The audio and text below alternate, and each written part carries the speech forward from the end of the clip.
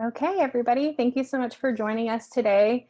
Um, Today we have Luke Crouch coming to speak with us. He is going to be talking about cryptography, kind of starting way back in the day and coming up to about World War II, I think is where his presentation stops off, but he may have more to add, I'm not sure. We are doing Tech Talks every Friday at noon. We have a different topic each week. Next week, I don't remember what we're talking about, but I'll let you know afterwards after I look it up.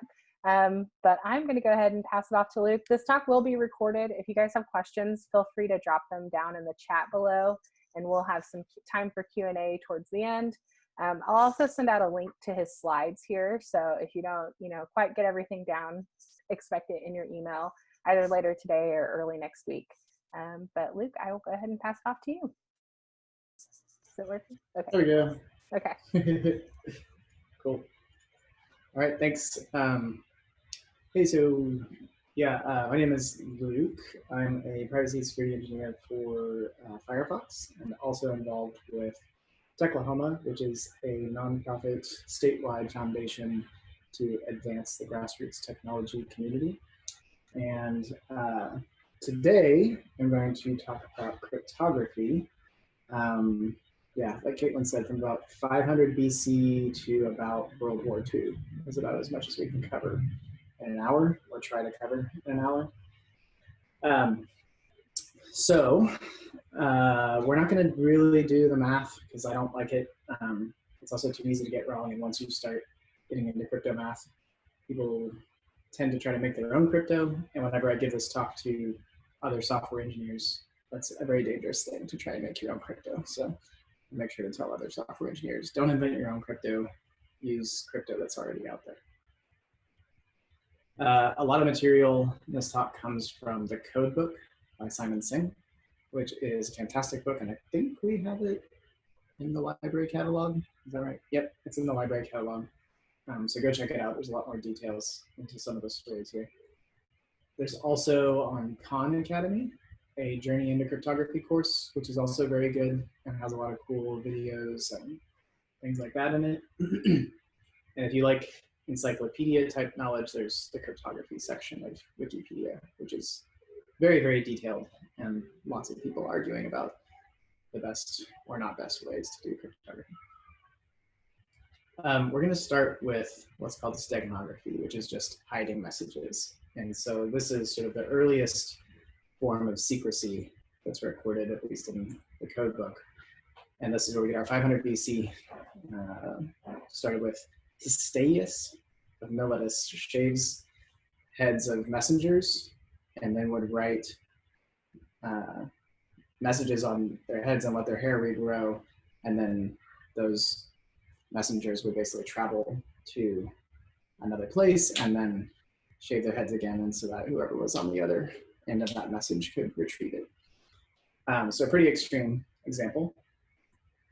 Another technique, very ancient technique, was writing onto wood covered with wax. So in this case, what you do is you would carve a message into these wood tablets, and then you would put wax on top of them, and you would carve another message into the wax that was on top of them. So if this message was intercepted, a lot of the people trying to intercept the message would basically only see the message on the wax, and they would just assume, okay, well, that was the message. And when it gets to its destination, you melt the wax off of the wood, and that's the real message is underneath it. And not sure where this time comes from, but another technique, ancient technique, was writing onto very thin strips of paper, and then wadding those up, putting them in balls of wax, and then ingesting them. And then that person would, travel to their destination where the message is trying to get and retrieve it on the other end. So that's hiding messages. Another technique, the first invisible ink that we know about was in the 1st century AD. So this is Pliny the Elder using milk of the thymus plant, which was heat activated. So you could write something with it, and then on the piece of paper would look blank, but if you held it near a candle or something, then it would start to show up. So that's steganography and sort of hiding messages. And what this talk really focuses on is cryptography, which is encrypting messages. So more than just hiding messages, but sort of scrambling messages so that you can't, even if you can see them, you can't really tell what they say. And one of the first and most ancient ways to do this is called a transpositional cipher, which is just an anagram where you move letters around. For example, if you consider this short sentence up there, which is 35 letters long, there's 50 trillion, billion, whatever, different ways that you could arrange that sentence. And then if somebody could go and check every single combination of letters once a second, it would still take them a trillion billion years to check every combination. So even though an anagram is simple, it can be quite strong. But the drawback of using just sort of randomly rearranging letters is that it's kind of impossible for whoever you're trying to get this message to, because how are they going to know which anagram is the right anagram, right? And this brings us to what we need, which is algorithms and then keys. And the key is going to be a secret thing so that your recipient can actually make sense of this where nobody else can make sense of this. And so to do an anagram with an algorithm and a key, so the first way to do this would be a rail fence cipher.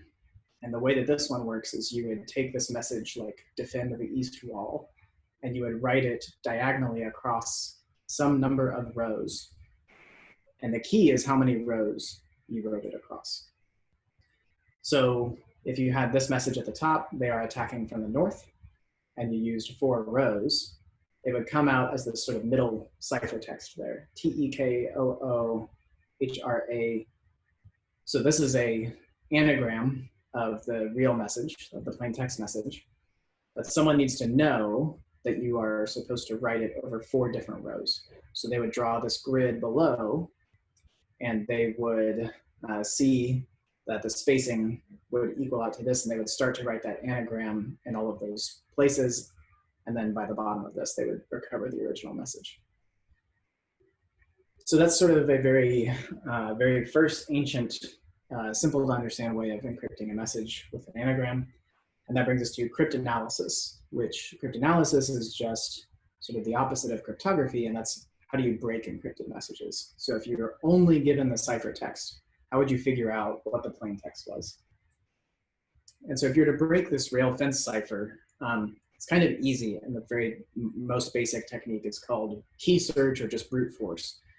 And in this case, you would just try a bunch of different numbers of rows. So you would take this ciphertext that you got, and you would say, let me try 2 rows. That doesn't make sense. Let me try 3 rows. That doesn't make sense. And by the time you get to 4 rows, you find a message that makes sense. There's this tool that was used to do the rail fence cipher called a skittily. And this was essentially a cylinder with parchment wrapped around it.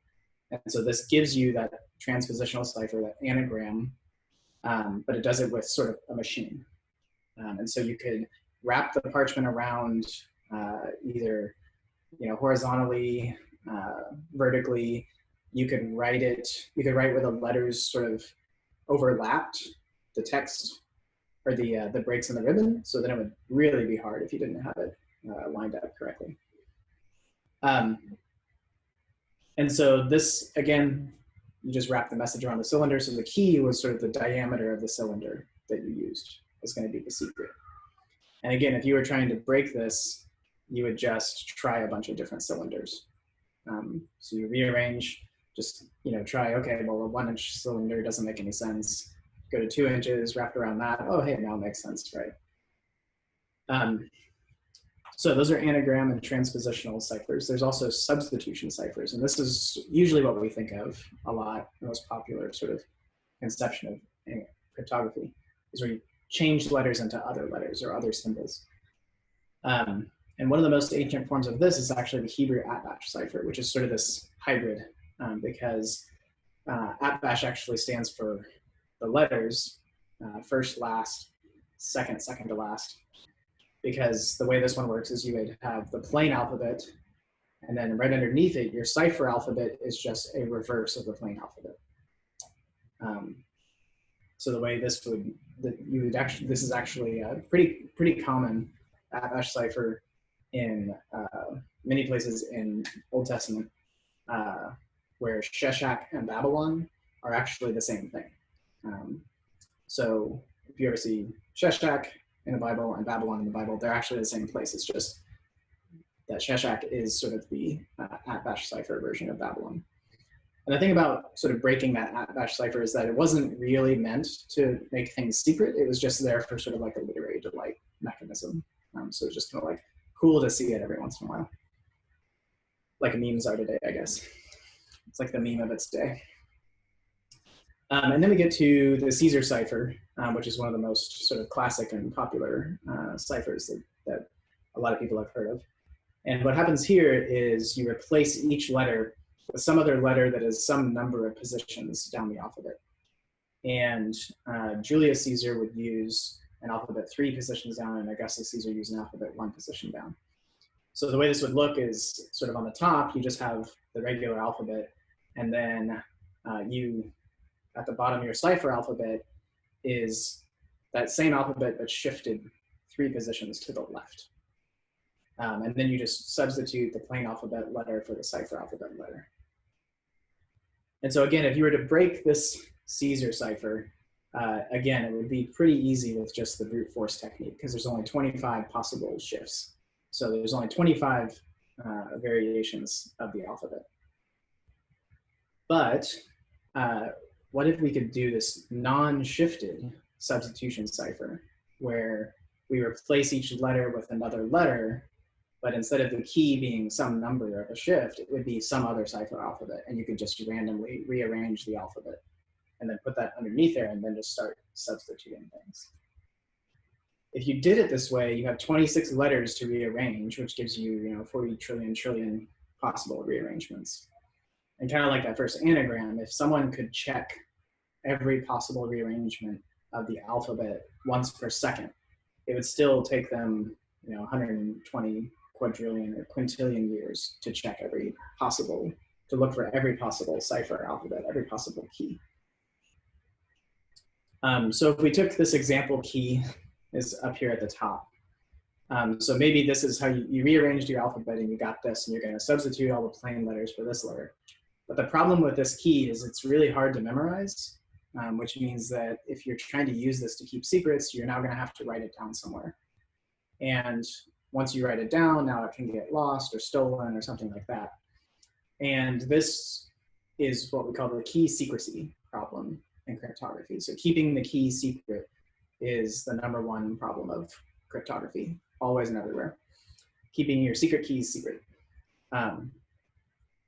So what if we could create sort of a almost random key that is easy to memorize? And this way we don't have to write it down. And so the way we could do this is we would come up with a key phrase or like a password. And so let's say our password is Julius Caesar. And what we do is we remove, let me see if my slide goes into this, yeah. So we remove all of the duplicate letters in Julius Caesar to get that sort of second representation of it. And then we write our plain alphabet, and right underneath it, we start our cipher alphabet with that password. And then we continue the rest of the alphabet from the last letter in that password, and we skip any of the letters that were already in the password. So this ends up being a pretty random, not quite as random as completely random, but still pretty strong, but easy to memorize key for doing a substitution cipher. And that particular sort of substitution cipher was considered unbreakable for about 800 years. So for 800 years, people used this technique to encrypt messages and correspondence, and everyone thought, wow, that's too strong, no one could ever check it. This is security forever. But then in about the 9th century AD, Al-Kindi wrote this essay on decrypting encrypted correspondence. And in this, he described and sort of invented and pioneered frequency analysis. And frequency analysis relies on the fact that in any language, certain letters are more common or popular than others. So we've all played or know about Wheel of Fortune, probably, guess a letter, or you played Hangman. You always guess E's first or T's because they're very common letters in English.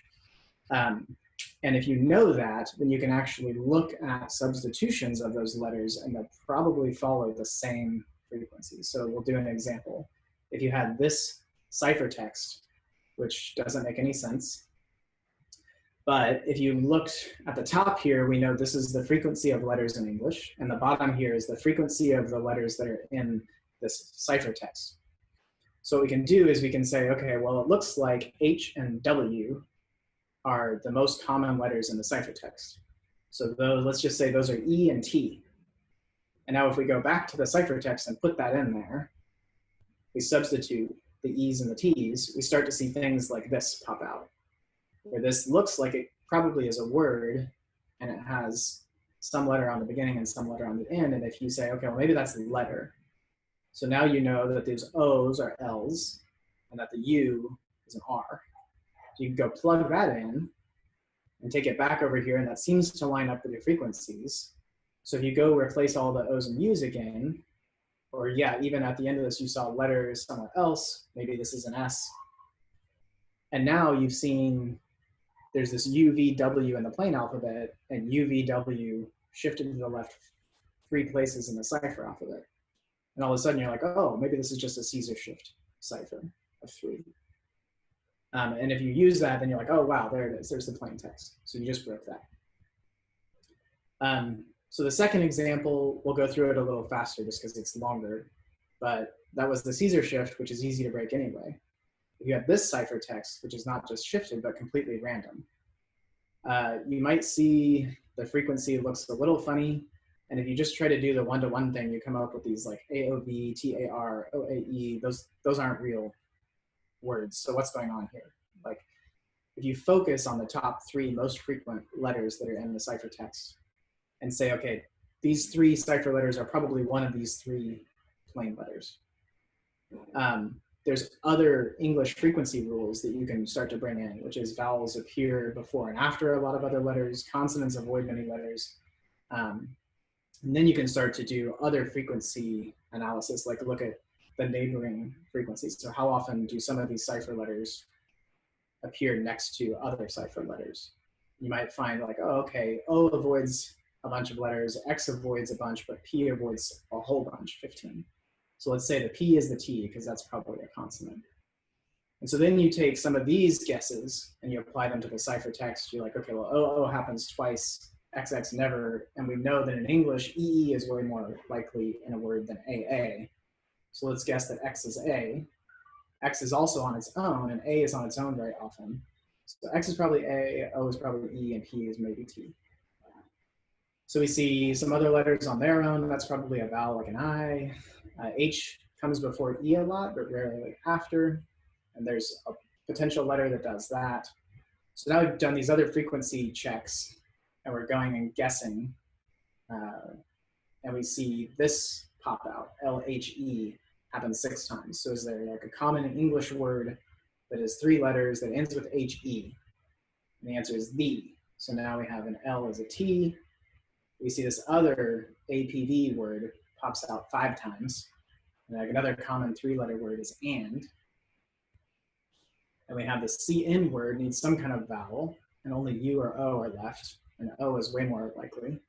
So now we've figured out the O. KHE and T is already used, so that's probably an S for she. And then we have entire phrases start popping out at the top here. So this is probably 1001 Nights, which means we can fill in a couple more letters. And now we see all kinds of, during, when, have been, ancient.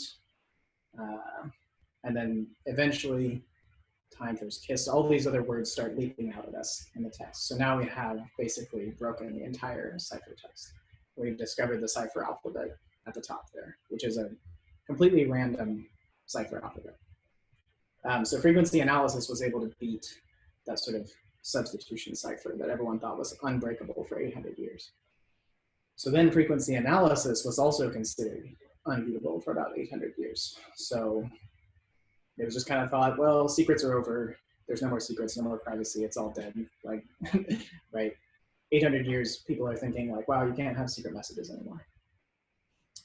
Oh, is that something I should be looking at? I guess so.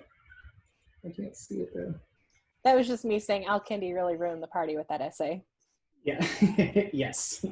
Spoiled everybody's party. But then some new sort of ciphers started to come out. So one was called a homophonic substitution cipher. So what this did is, because frequency analysis relied on there being a lot more, say, E's, it would use a number of, a whole bunch of different symbols to be an E. So that any one of those symbols would be an E, and that means that roughly every symbol in the ciphertext would only be there about 1% of the time. So your keys would be much better. Your substitution cipher is much better, because not quite as vulnerable to frequency analysis, but the same problem comes up, which is this key at the bottom here is really hard to memorize. And if you have to memorize, if you can't memorize that and you have to write it down, now all of a sudden you have the problem of you've written it down, it could get out there that way. So another way to sort of defeat this frequency analysis was proposed by this Alberti in the 15th century. And he proposed using 2 or more alphabets. So the way this one works is, at the top there you have the plain text alphabet, and then you have a single ciphertext alphabet underneath it and another ciphertext alphabet underneath it, and you're going to use both of them. And so the way this works is, you would pick, if you're going to encrypt the word secret, you would start with the top alphabet, and that S becomes an R. Then you jump down to the bottom alphabet, so the E becomes an A. You go back up to the top for the C, which becomes a B, to the bottom for R, which becomes an H, to the top for the E, which becomes a K, and then to the bottom for the T, which now becomes a K. So the cool thing here is that the E has become both an A and a K, and the K could be either an E or a T.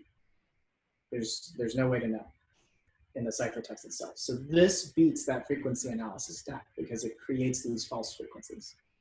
But if you were to try to memorize this, you still have that problem of trying to memorize this entire grid of alphabets in order to make your things secure. So Alberti invented this cipher disk, which we're going to skip. But it was basically a machine to try to make this a little easier. I'm going to skip it. We're going to talk about more exciting machines later.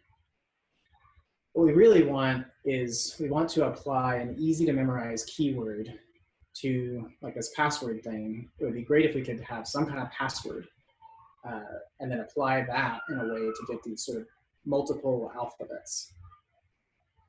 So in the 16th century, Blas de Vigenère created a new encryption system that applied a password to multiple alphabets. And it's called the Vigenère square, which looks like this. And so the way the square works is, at the very top is your plain alphabet, and then each row underneath is a cipher alphabet where it's shifted by 1 position to the left.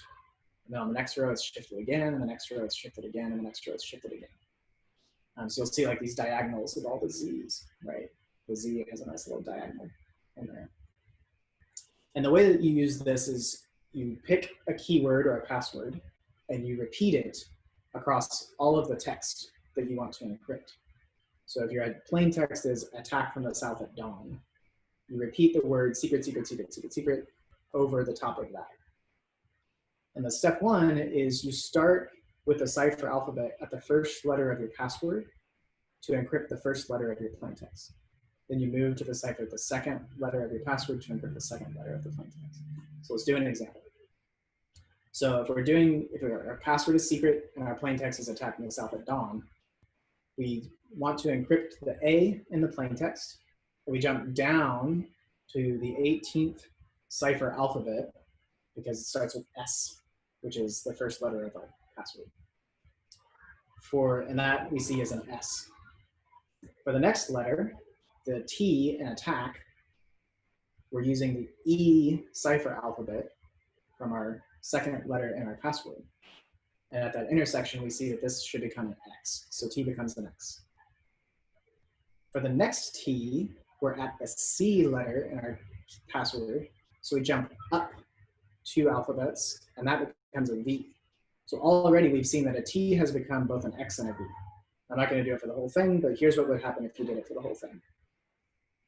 So what's cool about this is that it lets you use a password, but you get that lots and lots of alphabets that you used. So it defeats frequency analysis, and it's easy to memorize. So you just have a password, and you could encrypt it pretty easily with a password, and whoever's on the other end, as long as they know the password, they can decrypt it. But anyone who doesn't know the password is not going to be able to use frequency analysis to break that. It was invented but not used for about 100 years because it was considered too complex, and there were some other ciphers that were being used instead. So one of them that has a cool story is the Great Cipher of Louis XIV. This was invented and used by Antoine Rossignol. The way that this one works is that each number represents a syllable in a language instead of a letter. So there are 587 numbers in this cipher. And the ciphertext would be a bunch of numbers with dashes in between them. And then the plain text would be, recoverable by looking up the ciphertext numbers and then going back to the syllables and just replacing syllables. So syllables were way less vulnerable to frequency analysis. And that cipher actually went unbroken for about 200 years. And what's cool is there was in the 19th century, when it was broken, or was finally broken, it revealed the real identity of the man in the iron mask. So when Alexander Dumas wrote his stories, they still did not know who the man in the iron mask was, and all the allusions and the historical and literature and stuff like that. But when they broke this cipher, they actually discovered that it was this General Bouland, was sort of one of the letters that was encrypted with the Great Cipher, when they finally were able to decrypt it and break it when they found out the real identity, which is cool. Okay, but now we're getting up towards sort of the Industrial Revolution, which changed the whole world and also changed cryptography. And so what happened in the 1700s, they had these black chambers, which were basically assembly line cryptanalysis. So every European power had sort of like what we would call what now is like the NSA or the GCHQ in Britain. And their entire job was to break encryption. And every sort of European power had one of these. And because they just had teams and teams working on breaking correspondence, it really encouraged adoption of like Vigenère square and some of these other stronger encryption algorithms that weren't vulnerable to frequency analysis. Because if you had a team of people doing frequency analysis, you could break a lot of messages really quickly and easily. Then in the 1800s, the electric telegraph was invented. And so these were, they used a wire, like a long cable or a wire, and they used electrical signals to transmit messages over wires, which means that if you've heard, everyone's probably heard of Morse code. Morse code is just it's not encryption, it's just what we call an encoding scheme. So if you're trying to represent the letter A, but the only thing you can do is send an electrical signal, you have to have some way of representing an A as an electrical signal. And the way they would do that on a telegraph is a short pulse and a long pulse.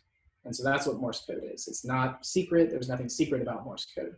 It's anyone who knows Morse code, like it's publicly known, it's widely known, it's not secret. It's just a way to convert from one sort of messaging format to another messaging format.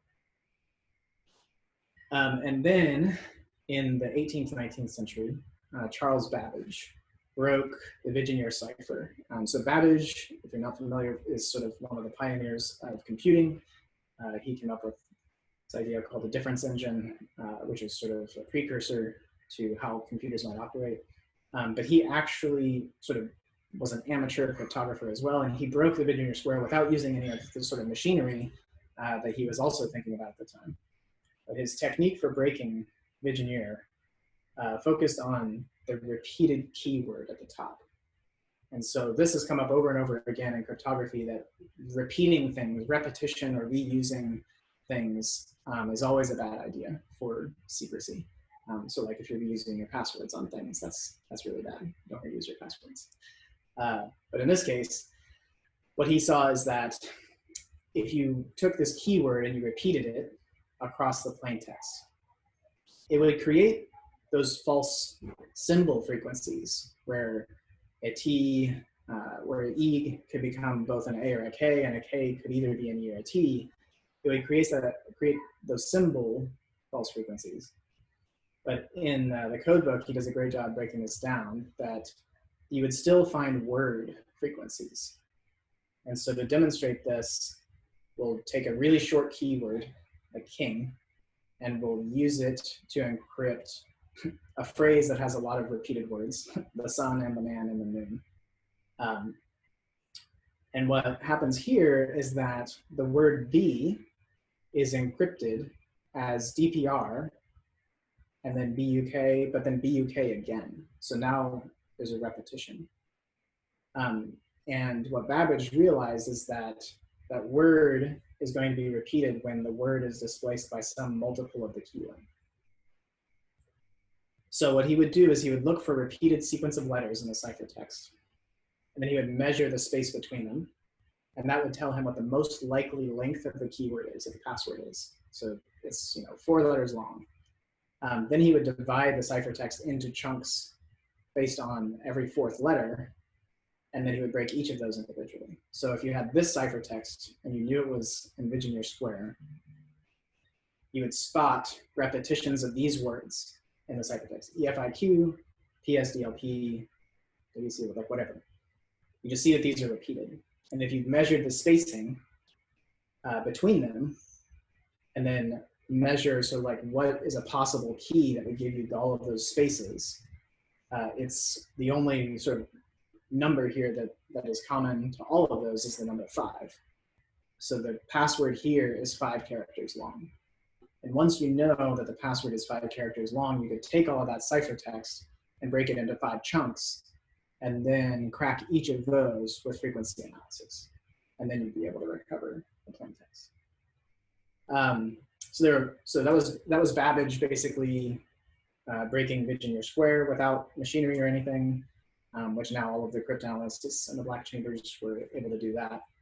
But there were no real breakthrough methods in encryption systems. There were some interesting things around this time in the early 19th century, early to late 19th century. And one was the Beale ciphers, which is actually in a pamphlet published in 1885, and it described this like buried treasure in somewhere in rural Virginia. And so it was just, this paper was this. It was just a bunch of numbers. And just a second.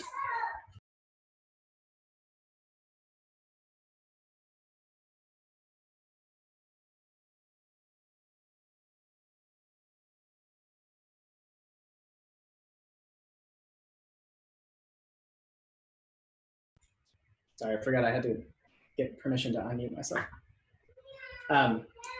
So Beale paper number 2 is actually encrypted with the Declaration of Independence. And so the way it works is that you would find the word in the Declaration of Independence that corresponds to the number. So if the number in the Beale paper is 115 and the 115th word in the Declaration of Independence is instituted and takes the first letter, so the first letter of that word is an I. So now you know that 115 is I. And so when they decrypted the first Beale paper, or the second Beale paper, they sort of found out that that's what this Beale paper was talking about, these hundreds of pounds of gold and all this other kind of stuff buried out there. So this is Beale paper number 1, and this is Beale paper number 3, but neither of those have ever been decrypted. So no one has found what document is the key for those, or maybe they have been decrypted, like by the NSA, or maybe they can't be decrypted, maybe it's just a hoax. This is sort of an unsolved mystery of cryptography, still, is the Beale papers. So also around this time, there's this pinprick steganography technique. And so the way this works is that in sort of 19th century Britain, it cost money to send post unless the post was a newspaper, in which case the newspaper had already prepaid all of the postage for newspapers to be sent. So if you wanted to send free mail in Britain, what you would do is you would grab a newspaper and then you would put a little pinprick or a dot on letters in the newspaper that basically spelled out your message.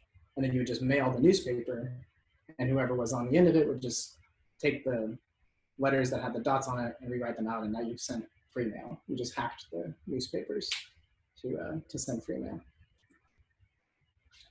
But then in the 19th century, or right at the turn of the 20th century, radio is invented. And so this is a huge thing for cryptography, because whereas those cables, the electric telegraphs, they rely on this physical cord between the two places. But radio can be broadcast everywhere. And especially for military purposes, like in battlefields, what they would do is if you could capture a certain territory and then you could hook onto its cable, you would have to basically establish a cable back to your command station or whatever if you wanted to get telegraph signals.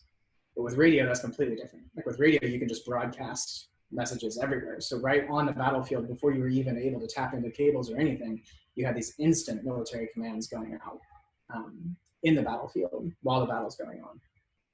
And so the problem with this is that with radio, everything is broadcast to everybody. So all of the messages are reaching not just your soldiers, but enemy soldiers too. And so there's a couple, we're going to skip ADVFGX and one-time pad, because that takes too much time. But with this,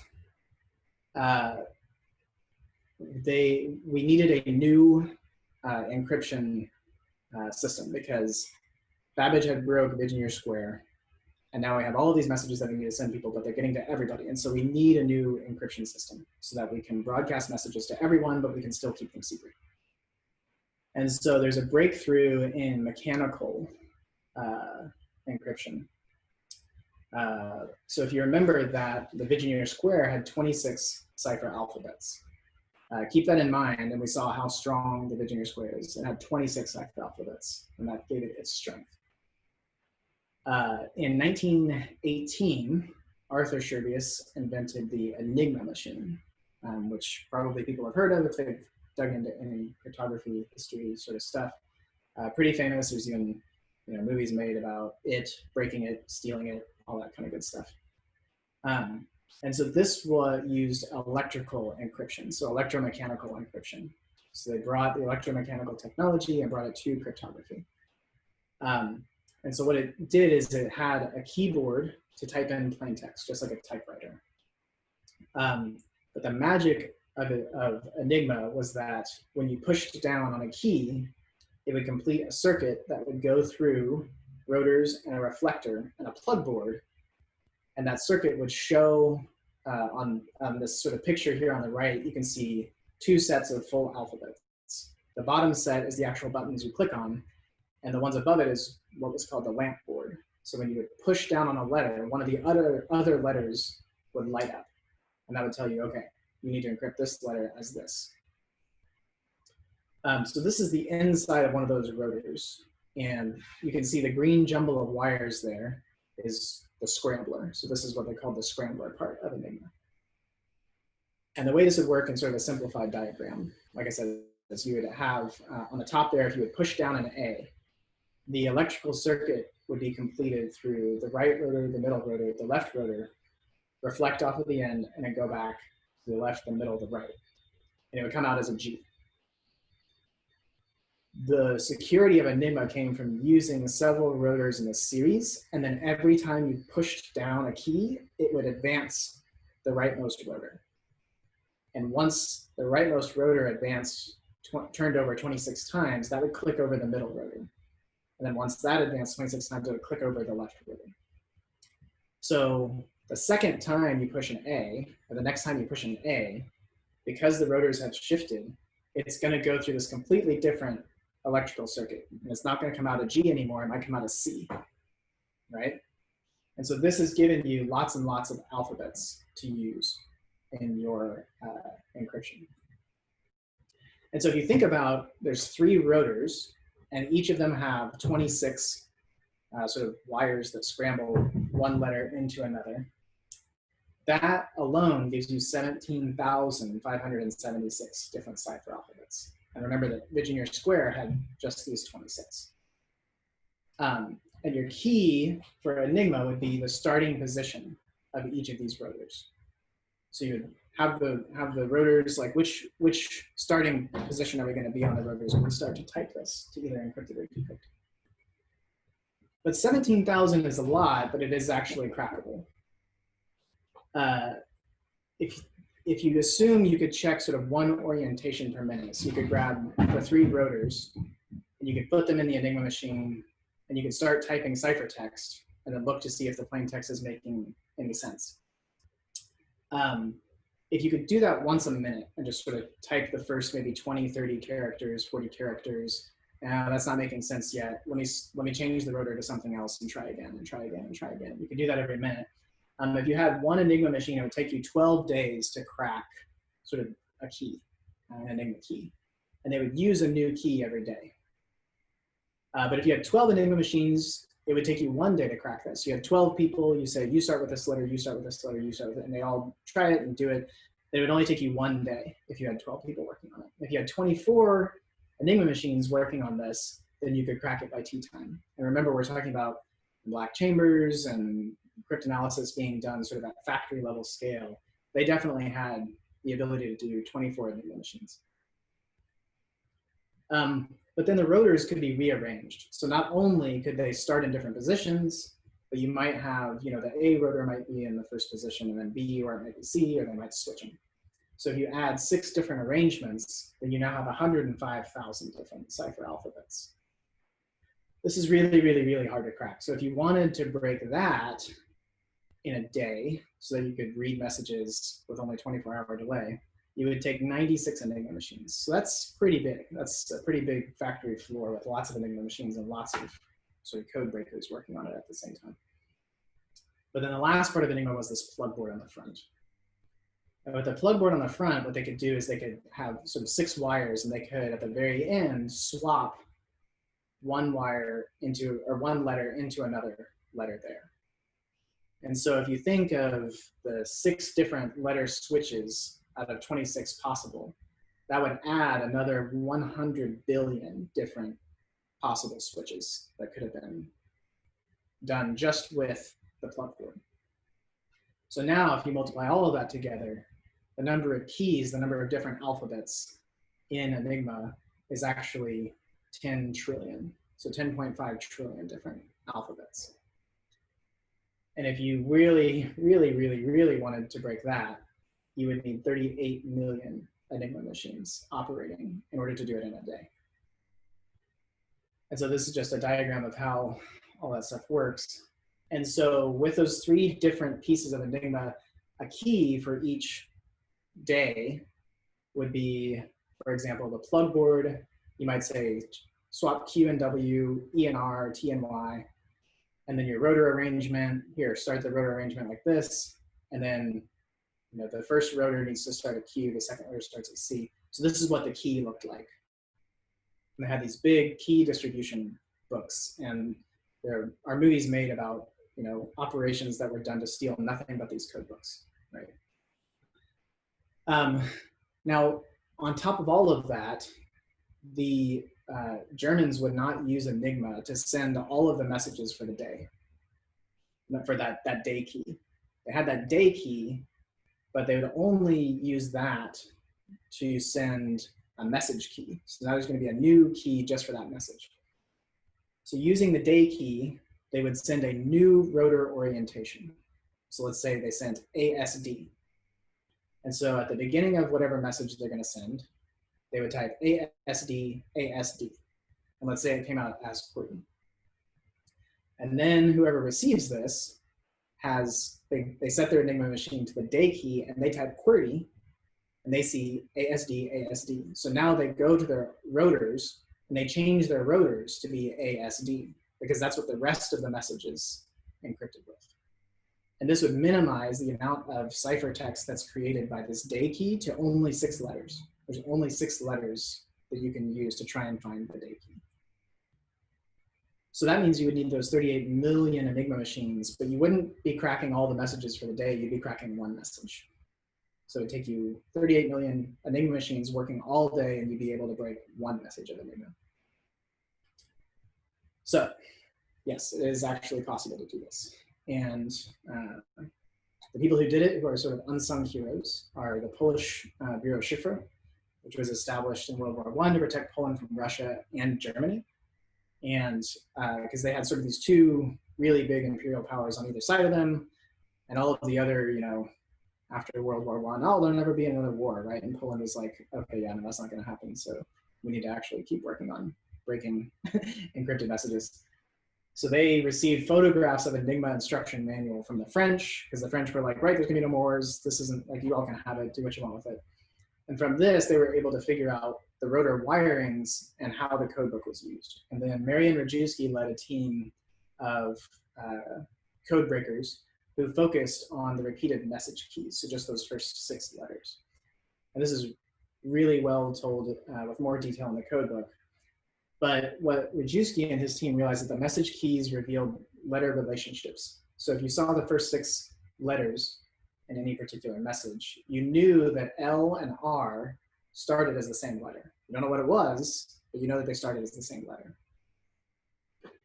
So they started to build a table, and every time they saw the first letter, if the first letter was a D, the 4th letter was a P. That's all they know. First letter is a J, the 4th letter is always an M. That's all they know. But if you intercept a lot of messages, you could complete these tables after enough messages per day. You would find out like, okay, well, the first letter here is always the 4th letter.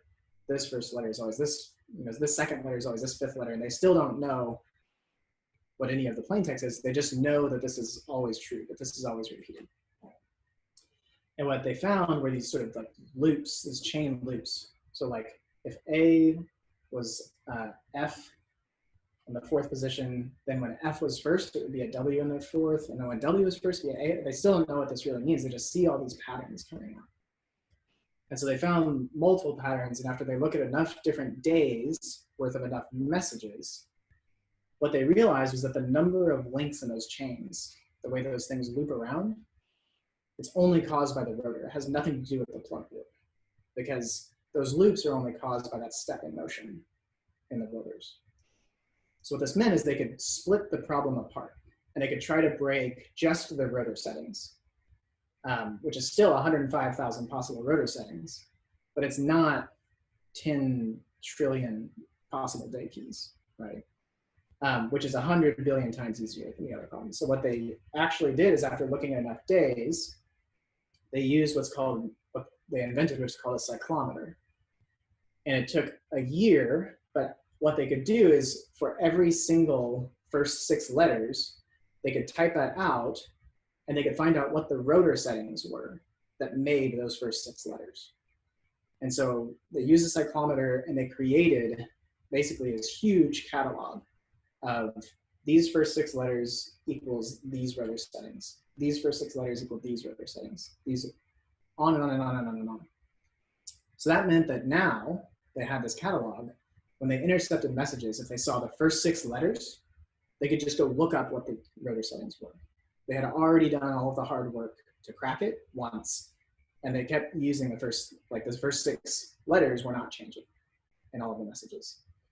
So now they could just go look up the rotor settings. But how would they go find the plug board settings out of this 100 billion? Well, it turns out that once you break some of this, the rest becomes a bit easier, like we saw in frequency analysis. So what they'd do is they would just have their plug board, and they would just take all the wires out. They knew what their rotor settings were because they had cracked that. And they would type in the ciphertext. And then they would start to see things like this sort of Clyhitler, which is like, oh, if you were to swap the E and the L, that comes out and actually makes sense as how it. Or you see retu, and if you swap the R and the W, that's wetter, which means wetter. So again, once you break some of it, the rest of it starts to fall into place. So that's how they found the plug board settings. They would just rip all the plug board wires out. They knew what the rotor settings were, and they would intercept everything. That is probably most of the coolest stuff that's in this talk. In 1938, Enigma was updated by the Germans to expand the keys, so Poland cryptographers had to invent cryptographic bombs. And then there were even more updates where they increased even more possible keys. And really what it came down to is that Poland just didn't have enough resources to invent machines that were big enough to break the new Enigmas. And so on August 16th, in 1939, Poland smuggled an Enigma machine and all of their research out to the Allies, and then 2 weeks later, Hitler invaded Poland. So basically, the unspoken heroes of sort of breaking Enigma in World War II was definitely Poland. You don't hear a lot about. They gave all of the Allies a huge head start on breaking Enigma, and they did it just in time. So then after that, Bletchley Park, which is sort of, if you follow World War II history, is a little bit more familiar with Bletchley Park, but they basically got all of the research from Poland and started to build on that. And that's where Alan Turing comes into the picture. And he focused on what happened with the Germans stopped repeating day keys and looking for these other cribs and sillies that were sort of obvious things in the ciphertext. And then they built British bombs, which were much bigger and able to break many more keys. Then the US got involved and made even bigger bombs. And then there was all kinds of other World War II crypto going on. And then eventually there was sort of the penultimate machine, electromechanical machine. It was electromechanical, it was electronic valves instead of electromechanical relay switches. And this was called the Colossus. And so that was basically the turning point into computers. So I'm going to leave it there because we definitely don't have time to get into all the computer crypto, but that's also some of my favorite stories of cryptography are mostly in that up to World War II and before time period. So I'll stop it there and look for any questions or anything. I know I've seen you do this talk like 3 or 4 times now, but I learn something new every time. There's a lot. Wow. Does anybody have any questions? Feel free to drop them down in the chat, or you can unmute yourself and ask. I will send out a reading list with some books we have in our collection, as well as a few online courses that Luke mentioned, if you're looking to learn more about the topic. We have copies of the code book, and we also have one for kids, which is the one that I dove into because it is more my speed, that I thought was really fun to look at too. So.